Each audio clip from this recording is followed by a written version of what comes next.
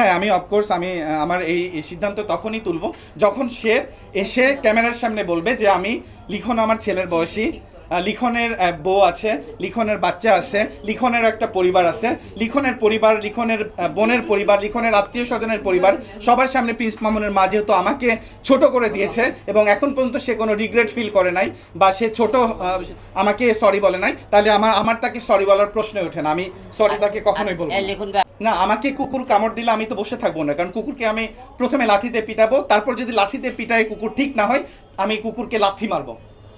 আমি ৮-১০ জনের মতো এটা বলবো না যে কুকুরের পায়ের কামড় পায়ের নিচে বা কুকুর কামড়ালে কেন কামড়াবো। আমি অবশ্যই একজন মানুষ, মানুষ সৃষ্টির সেরা জীব, মানুষের অনেক শক্তি আছে, অনেক পাওয়ার আছে, একটা মানুষ অনেক কিছু করতে পারে। সামান্য একটা কুকুরকে যদি আমি শায়েস্তা করতে না পারি বা প্রিন্স মামুনের মা যে কাজ করেছে, প্রিন্স মামুন যে কাজ করেছে, এই কুকুরগুলোকে যদি আমি সোজা করতে না পারি তাহলে আমি মানুষ হলাম কিভাবে? আমি তো কুকুরের চেয়ে নিকৃষ্ট হলাম। সো কুকুর যদি আমাকে কামড় দিতে আসে, প্রথমে আমি কুকুরকে লাঠিতে পিটাবো, তারপর যদি না পারি তখন আমি কুকুরকে লাথি দিয়ে বুঝাবো যে আমি তোর চেয়ে বড় কিছু।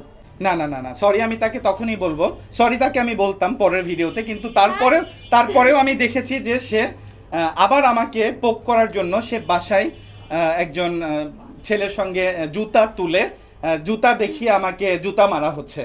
ফার্স্টে আমাকে জেন্ডার নিয়ে কথা বললো, পরবর্তীতে আমাকে যে মানুষটা জুতা দেখায় পুরো দেশবাসী দেখছে যে আমাকে জুতা পিটা করছে, এবং রোস্টাররা অলরেডি বলছে যে জুতার কয়টা বাড়ি লিখনকে মেরেছে। আসলে আদৌ তো প্রিন্স মামুনের মামাকে জুতার বাড়ি মারে নাই, বা হচ্ছে এটা সম্পূর্ণ ফেক একটা নিউজ।